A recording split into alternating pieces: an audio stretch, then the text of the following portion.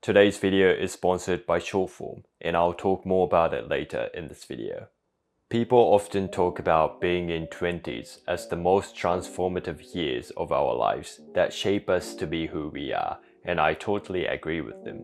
Looking back on my teenage years, my thoughts and perspectives tended to be quite naive and rather extreme, which made me feel like I was rushing to live my life.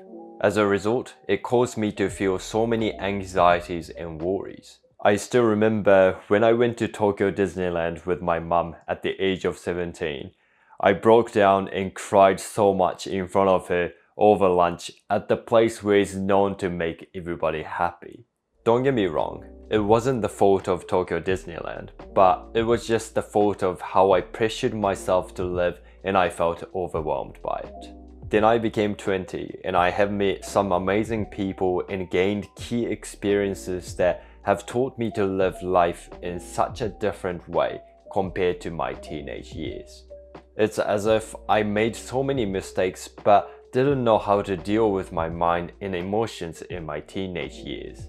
In my 20s, I kept making mistakes, but the difference is that I have gained a better understanding of myself and ways to deal with what life throws at me. So in this video, I'm going to share with you 4 lessons that I learned from my 20s so far.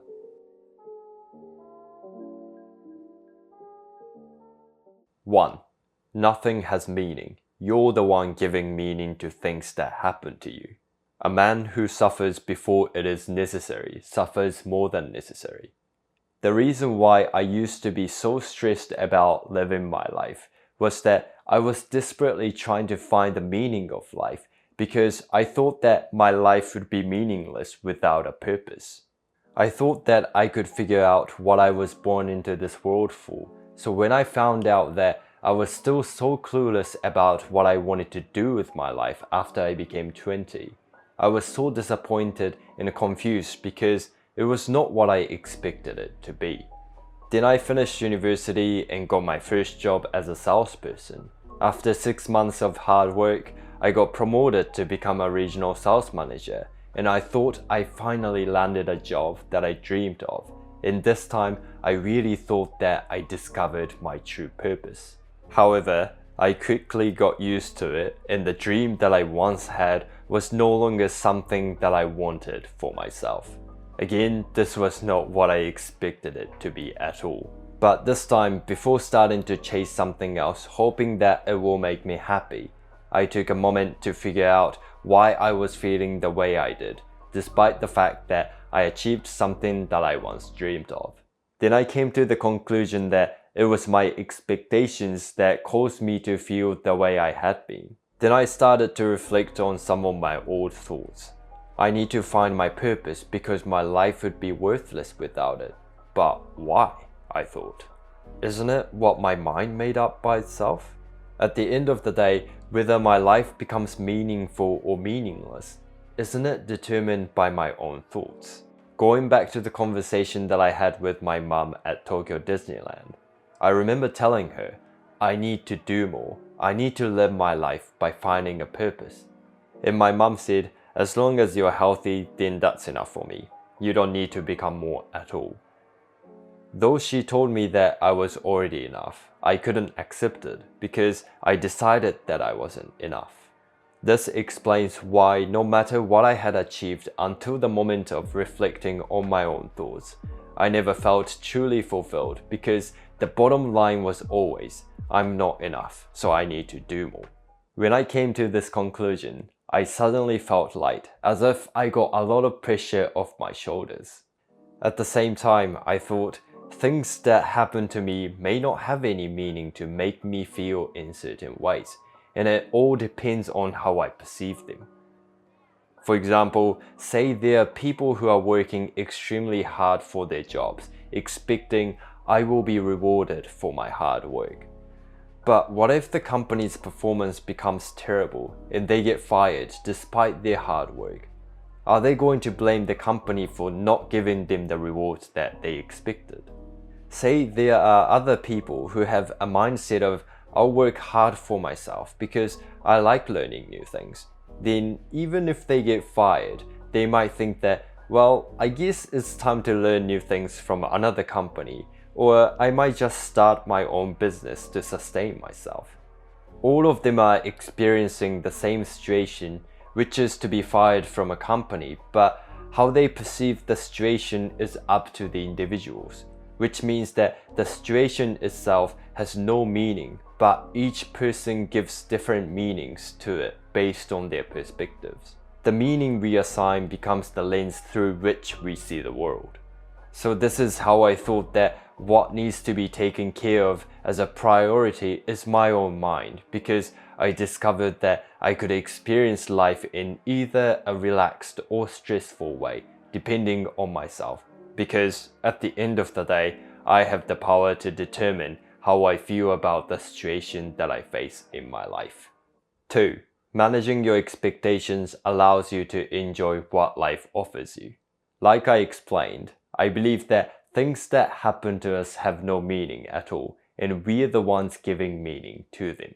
So what ultimately gives us the feeling of disappointment normally comes from when we didn't expect the outcome of what happens to us. From a young age, we tend to be raised in a way that rewards good behaviors by tangible things, like presents, or intangible things, like words of congratulations and praises. I mean, when we are kids, we have no idea what is right or wrong. So I don't disagree with learning how to act and behave around others through the reward system in order to live in a community peacefully. However, there's a downside to this reward system, which is that our minds get used to expecting that when we do good things, we should be rewarded by others or external things subconsciously over the years, like a habit that doesn't easily go away. What isn't good about this mindset is that when things don't go as we expected, we start blaming external things or others for not providing us with what we craved, and as a result, we lose control of our life. What I mean by this is that we honestly have no control over external things. Nobody knows what's going to happen to us in a day, in an hour, or even in a minute. So it's obvious that our expectations could either turn out to be true or wrong. Well, nobody knows the outcome, to be precise. This perspective gave me an opportunity to focus on what can be controlled in life, which is my own action and behavior in the present moment.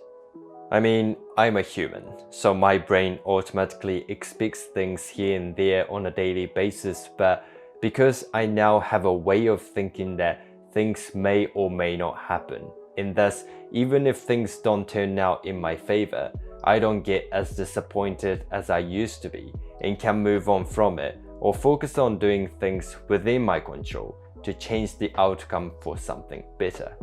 And because my expectations tend not to be unrealistic or too high to reach anymore, I feel happy when things do turn out to be positive for me.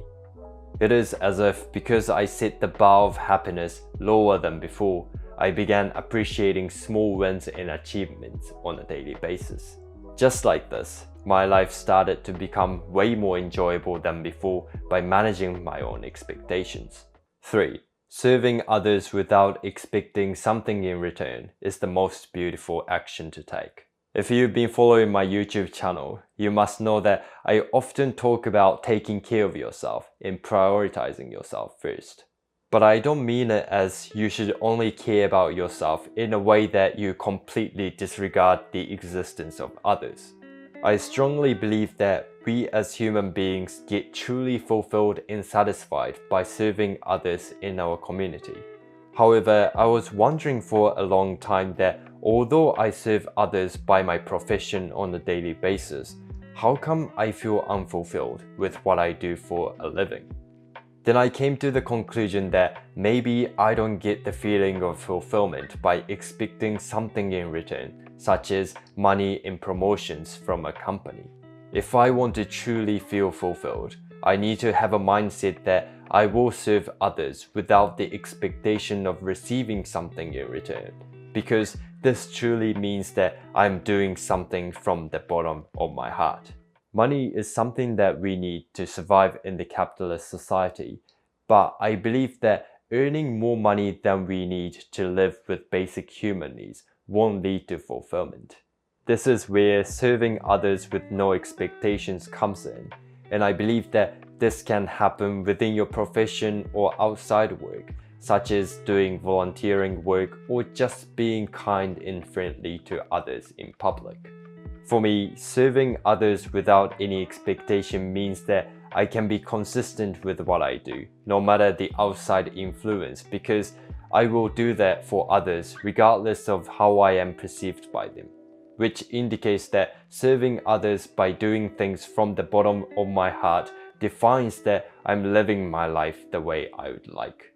4. Reading is a great way to be unstuck in your way of thinking. Reading books feels as if I'm talking to people who have so many different perspectives that I have never encountered before, or that are hard to obtain from day-to-day interactions with people that I surround myself with at home, school, work, etc. Every time I feel stuck with my way of thinking, certain books provide me with wisdom and strength to keep me going in life. When I felt stuck in the mindset of I will be happy when achieving more and chasing material success, the books that helped me the most were Atomic Habits and Ikigai, which led me to try minimalism with the concept of less is more. Lately, I've been quite busy with life as I work full-time, go to the gym 5 times every week, create YouTube videos, do chores, and hang out with my girlfriend on weekends. I feel like I don't have as much time for reading as I used to. Then a founder of Shortform contacted me and offered me a solution to the problem that I had been having with reading books. Shortform is a service platform that offers book summaries of non-fiction books, and they cover all the book's key ideas and add smart insights and analysis and cover every genre people care about, including work and productivity, health and relationships, and history and society. I use Shortform to read summaries of books that I'm interested in and decide whether I would spend my time reading the entire book, and after reading the book, I go back to the summary on Shortform to gain a deeper and clearer understanding of the book. For this video, the idea of serving others without expecting something in return is the most beautiful action to take. It's something that I learned from a book called How to Think Like a Monk, and I used some of the key points of this book to create this video. With all the points that I have mentioned about Shortform, if you're interested in using this, then go to shortform.com/Sena. Then you'll receive 5 days of unlimited access and a 20% discount on the annual subscription. Although I'm currently 25 years old, I'm still as clueless as I was in my teenage years, and it seems that nothing about my life has changed since the day I was born into this world. However, the way I perceive my life has significantly changed in my 20s, which has provided me with an opportunity to define uncertainties and surprises that life randomly throws at me as something enjoyable, exciting, and positive. At the end of the day, knowing nothing about what is going to happen in my life works as a constant reminder for me to appreciate the time that I can spend on doing things that I love and with the people that I care for in my life. Thanks to everything that I have experienced in my life so far, I now understand the importance of living in the present moment. Miracles are a shift in perception. That's the end of the video today. I hope you guys enjoyed this topic. If you like this video, please give this video a thumbs up, because when you hit the like button, the YouTube algorithm helps my channel grow and reach people who are interested in the topics that I discuss on my channel. If you haven't subscribed to my channel yet, please consider subscribing, and I will keep striving to create videos that are worth your time. If you have any questions or comments, please let me know in the comment section below, and I'll see you guys later. Bye!